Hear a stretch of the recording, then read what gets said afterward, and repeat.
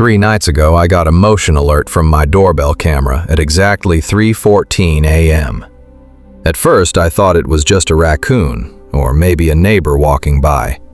But when I opened the app, there was a man standing completely still at the edge of my driveway. He wasn't moving. He wasn't looking at the camera either. He was staring directly at my bedroom window. I live alone, and the worst part is, my bedroom is on the second floor. There's no possible way he should have been able to see me standing there in the dark. But then, the man slowly raised his hand and pointed directly at the camera, like he knew I was watching him. That's when my phone buzzed again. Motion detected, back door. My name is Sarah Mitchell, and I'm a 29-year-old graphic designer living in a quiet suburban neighborhood just outside of Portland, Oregon. I bought my first house about 8 months ago, a cute 2-story Cape Cod with a white picket fence, a small garden, and neighbors who mostly keep to themselves. It was perfect. Or at least, I thought it was. After a string of package thefts in the neighborhood, I decided to install a Ring doorbell camera. Just for peace of mind. The kind of thing everyone has these days. I installed it on a Tuesday afternoon, watched a YouTube tutorial, drilled it into the door frame myself. I felt pretty proud, honestly. The camera had night vision, motion detection, 2-way audio, all the bells and whistles. For the first few weeks, it was perfect. I'd get alerts when the mailman came by, when a delivery driver dropped off a package, or when the neighbor's cat wandered onto my porch.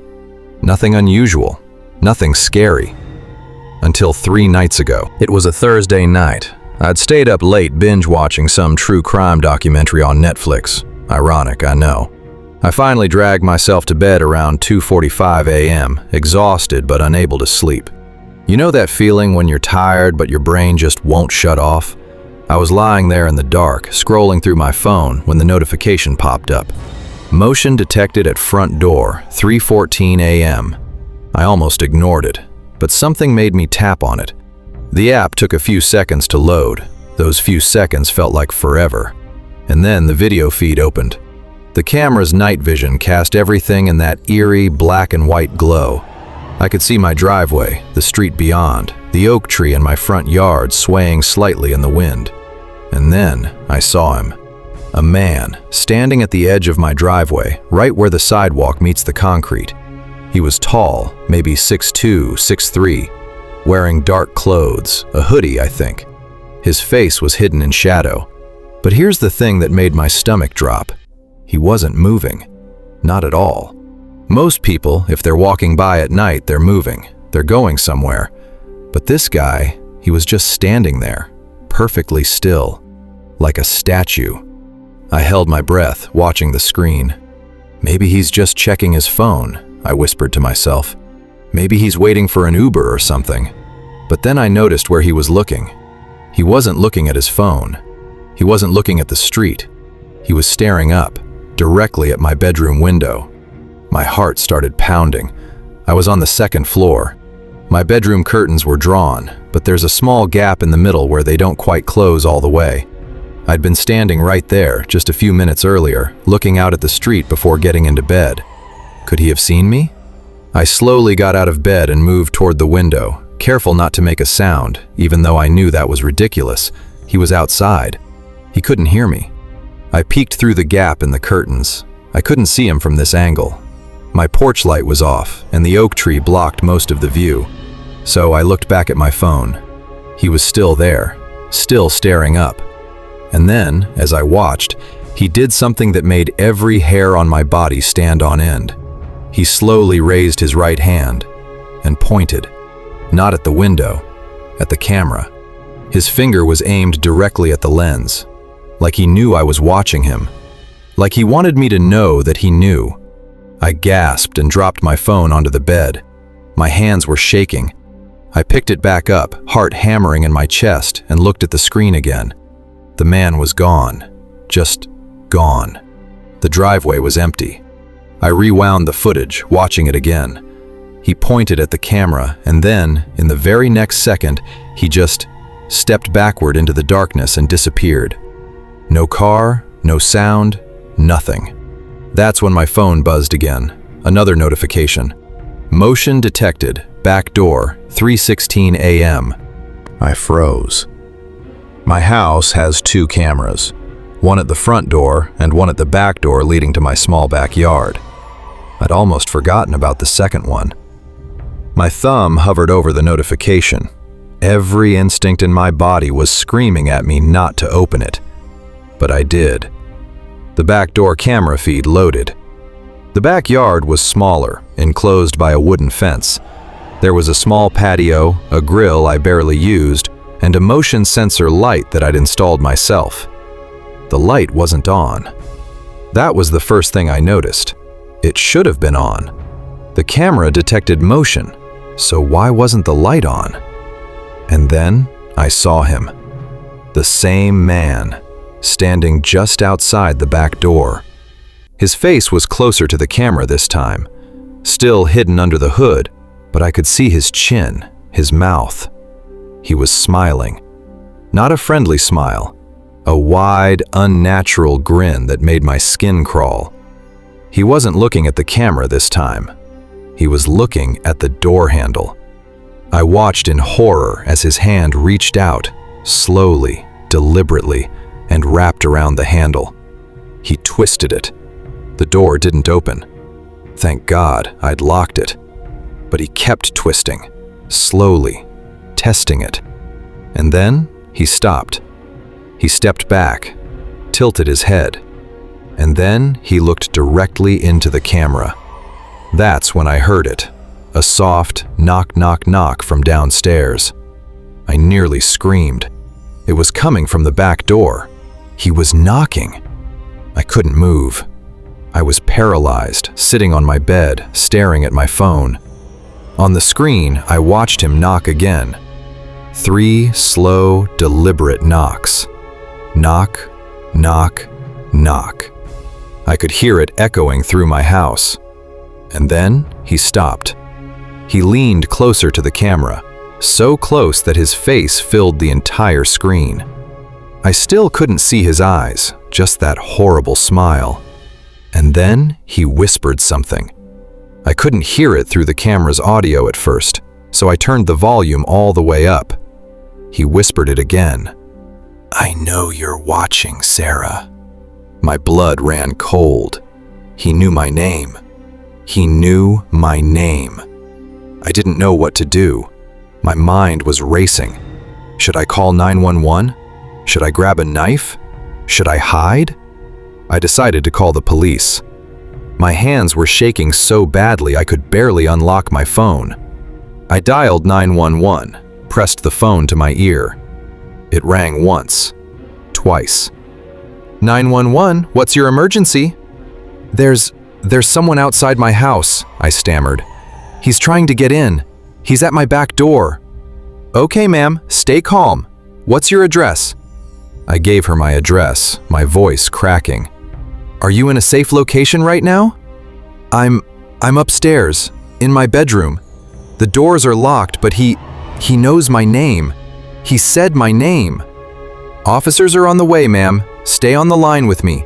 Do not go downstairs. Do you have a weapon? No, I don't. And then the knocking stopped. I looked at my phone. The back door camera feed was still open. He was gone. Ma'am, are you still there? He's gone, I whispered. He just disappeared. Stay where you are. Officers will be there in 3 minutes. I sat there, phone pressed to my ear, staring at the empty camera feed. The police arrived 6 minutes later. I watched from my bedroom window as 2 patrol cars pulled up, lights flashing. 4 officers got out, flashlights in hand, and searched my property. They checked the front yard, the backyard, the side gates. Nothing. No footprints, no signs of forced entry. Nothing. One of the officers came to my door. I let him in, still shaking. We didn't find anyone, ma'am, he said gently, but we'd like to see the footage from your cameras. I showed him. We sat at my kitchen table and I played the videos. The front door. The man pointing at the camera. The back door. The man twisting the handle, knocking, whispering my name. The officer watched in silence. When it was over, he looked at me. "Ms. Mitchell, have you had any disputes with neighbors? An ex-boyfriend? Anyone who might want to scare you?" "No," I said. "No one. I barely know anyone here. I just moved in 8 months ago." He nodded slowly. "We'll file a report. Increase patrols in the area. I'd recommend installing more cameras. Maybe get a security system. And if you see him again, call us immediately." They left 20 minutes later. I didn't sleep that night. The next morning, I was exhausted. I called in sick to work. There was no way I could focus on design projects after what happened. I spent the day researching. I went through every single frame of the footage, zooming in, trying to see his face, looking for anything identifiable. But his face was always hidden, always in shadow. I posted the videos on a neighborhood Facebook group, asking if anyone recognized him or had seen anything suspicious. A few people responded with the usual "stay safe" comments, but nothing helpful. Until one message came through. It was from a woman named Eleanor Finch. She lived 4 houses down from me. "Sarah, I need to talk to you. Can I come over?" I hesitated, but eventually agreed. Eleanor showed up an hour later. She was in her late 60s, gray hair pulled back in a bun, glasses perched on her nose. She looked nervous. "I saw your post," she said as I let her in. I think I know who that man is." My heart skipped a beat. "Who?" She sat down at my kitchen table, hands folded. 20 years ago, she began, there was a man who lived in this neighborhood. His name was David Carmichael. He lived in the house 2 streets over." She paused. "David was strange, kept to himself mostly, but people noticed things. He'd stand outside at night, just staring at houses, watching people through their windows." I felt a chill run down my spine. "One night," Eleanor continued, "a young woman, about your age, reported him to the police. Said he'd been following her, standing outside her house at night, leaving notes on her car." "What happened?" I asked. Eleanor's face darkened. "Before the police could arrest him, he disappeared, just vanished. No one ever saw him again." "And the woman?" Eleanor looked me in the eyes. "She was found dead 3 days later, in her home. The doors were locked from the inside, no signs of forced entry, but she was gone." My stomach turned. "They never found out how he got in," Eleanor whispered. "But some people think he never left, that he's still out there, watching." I didn't know what to say. "Why are you telling me this?" I finally asked. "Because," Eleanor said, standing up, "the woman who died, her name was Sarah too, and she lived in this house." After Eleanor left, I felt like the walls were closing in on me. I had to know more. I spent the rest of the day digging through online archives, old newspaper articles, public records, anything I could find about David Carmichael and the woman who died in my house. Her name was Sarah Jennings, 28 years old, graphic designer. The similarities were too close to ignore. I found her obituary, a small, sad piece in the local paper from 2004. Sarah Jennings, 28, was found deceased in her home on Maple Street. Authorities have ruled the death as suspicious. An investigation is ongoing. But there was no follow-up, no arrest, no closure, just nothing. I kept digging. I found an old forum post from 2005, a true crime enthusiast discussing unsolved cases in Oregon. Someone had written, "The Sarah Jennings case is still unsolved. Police found no signs of forced entry, but neighbors reported seeing a man standing outside her house multiple nights before her death. Witnesses described him as tall, wearing dark clothing. He was never identified." My hands were trembling as I read. I clicked on another link. It was a scanned image of a police sketch. The sketch showed a man's face, gaunt, hollow eyes, a thin mouth. It was rough, but it was something. And beneath the sketch, a name. David Carmichael, person of interest. I stared at the image. Could this be the same man? After 20 years? I didn't know, but I had to find out. I decided to visit the local library. They kept archives of old newspapers, records that weren't digitized. I drove there that afternoon, my mind racing the entire way. The librarian, a kind older man named Mr. Pembroke, helped me find what I was looking for. We pulled up microfiche records from 2003 and 2004, and that's when I found it, an article from March 2004. The headline read, "Local Man Missing After Assault Investigation." The article detailed how David Carmichael had been questioned in connection with several reports of stalking and harassment, but before charges could be filed, he disappeared. His car was found abandoned near the Columbia River Gorge. Authorities suspected suicide, but no body was ever found. The article included a photo. I looked at it, and my blood turned to ice. It was him. The same gaunt face, the same hollow eyes, the same man from the police sketch. But there was something else. In the photo, he was smiling. That same wide, unnatural grin I'd seen on my camera. Drove home as the sun was setting, my mind reeling. David Carmichael was dead.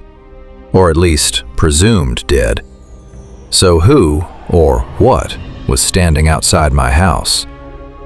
I pulled into my driveway and sat in my car for a moment, staring at my front door. Everything looked normal, quiet, peaceful, but I didn't feel safe. I went inside, locked every door, every window. I checked the cameras obsessively. Nothing. Hours passed. I tried to distract myself, watched TV, scrolled through my phone, made dinner I couldn't eat. By 11 p.m., I was exhausted. I decided to try to sleep. I went upstairs, got into bed, and kept my phone on the nightstand, volume turned all the way up. I stared at the ceiling, my mind racing. He's not real. He's dead. This is just some sick prank. Someone saw the news story and decided to mess with you. I repeated it like a mantra. But deep down, I didn't believe it. I eventually drifted into a light, uneasy sleep. And then, at exactly 3:14 a.m., my phone buzzed. Motion detected. Front door. I bolted upright, heart pounding. I grabbed my phone and opened the app. The feed loaded. And there he was, standing in the exact same spot as before. Same posture, same stillness. But this time, he was closer, just a few feet from my front door. I watched, unable to breathe. He stood there for what felt like an eternity. And then, slowly, he raised both hands. He pressed them against the glass of my front door. His face came closer to the camera, and I finally saw his eyes. They were empty, black, hollow, like looking into a void. He opened his mouth, and he spoke. I could hear it clearly through the camera's audio. "Let me in, Sarah." His voice was raspy, broken, like something that hadn't been used in years. "I've been waiting so long." I was shaking uncontrollably. I grabbed my phone and dialed 911 again. It rang and rang and rang. No answer. I tried again. Nothing. I looked back at the camera feed. He was still there, hands pressed against the glass. And then I heard it. A slow, scraping sound coming from downstairs, like nails dragging across wood. I grabbed a pair of scissors from my nightstand, the only thing I had that could be used as a weapon, and slowly crept toward my bedroom door. The scraping continued. It was coming from the front door. I tiptoed down the stairs, every instinct screaming at me to run, to hide, to do anything but go toward the sound. But I had to know. I reached the bottom of the stairs. The scraping stopped. I stood in the darkness of my living room, the only light coming from the street lamp outside. I could see the front door. And then I saw his shadow through the frosted glass. He was still there, standing, waiting. I took a step closer, and then the door handle started to turn. Slowly. even though it was locked. I watched in horror as the deadbolt began to slide open on its own. Click. The door creaked open, just an inch. I couldn't move, couldn't breathe. And then a hand, pale, thin, with long fingers, reached through the gap. I screamed. I don't even remember making the decision. I just ran. I bolted back up the stairs, slamming my bedroom door behind me and locking it. My heart was hammering so hard, I thought it would burst out of my chest. I could hear footsteps downstairs. Slow, deliberate. He was inside. I pressed my back against the door, scissors clutched in my shaking hands. The footsteps moved through the living room, into the kitchen, then toward the stairs. Creak, creak, creak. He was climbing, one step at a time. I looked around my room frantically. There was no other way out. The window was too high to jump from safely. I was trapped. The footsteps reached the top of the stairs, and then they stopped, right outside my door. Silence. I held my breath. And then I heard his voice, right on the other side of the door. Sarah. My name, whispered like a prayer. Why won't you let me in? Tears streamed down my face. Go away, I choked out. Please, just leave me alone. Silence. And then, you invited me. What? No, I didn't. You called out to me. You wanted to know. You searched for me. And now I'm here. I realized what he meant. My research, the articles, the photos. Somehow, by digging into his past, I'd summoned him? Opened a door? It sounded insane, but nothing else made sense. I didn't mean to, I whispered. I'm sorry. Please, just go. I can't. His voice was sad now, almost pitiful. I've been waiting for so long. She wouldn't let me in. But you're different. You're looking for answers. I can give them to you. I don't want them, I said. I just want you to leave. Silence. And then the door handle started to rattle. He was trying to get in.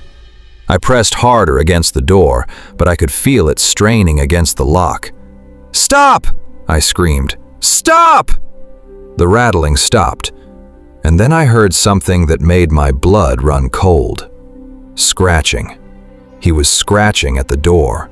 Long, slow drags of fingernails against wood. I could see the door shaking with each stroke.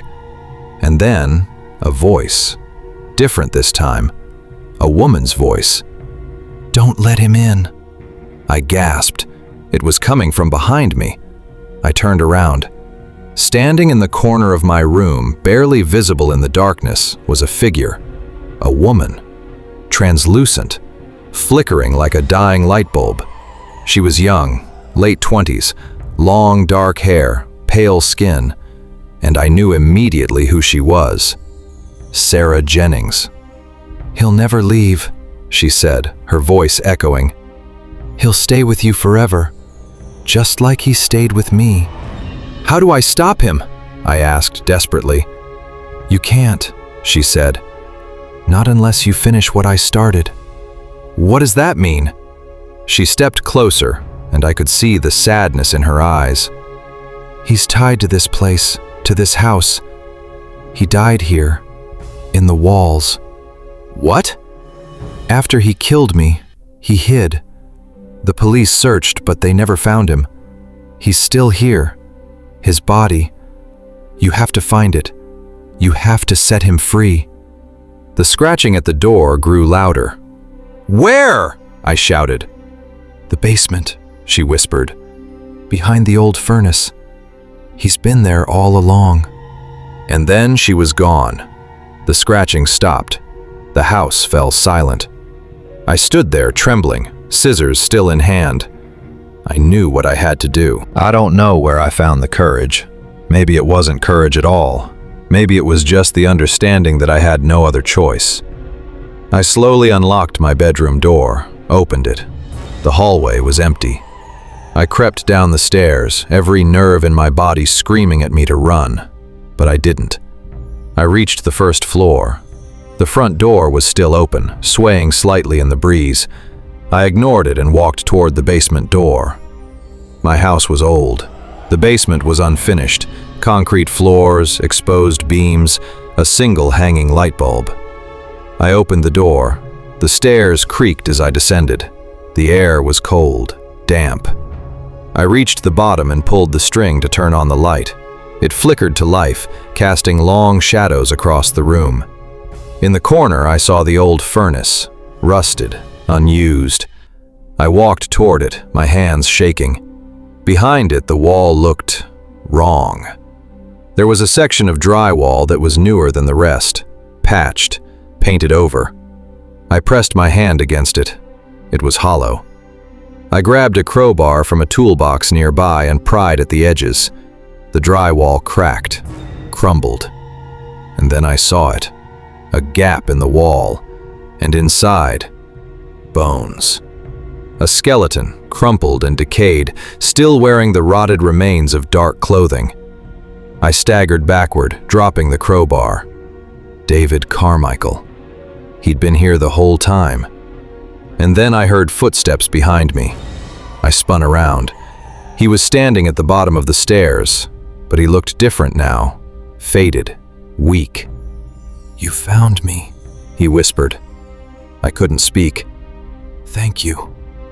And then, like smoke, he dissolved into nothing. The air grew warmer. The oppressive weight that had been pressing down on me lifted.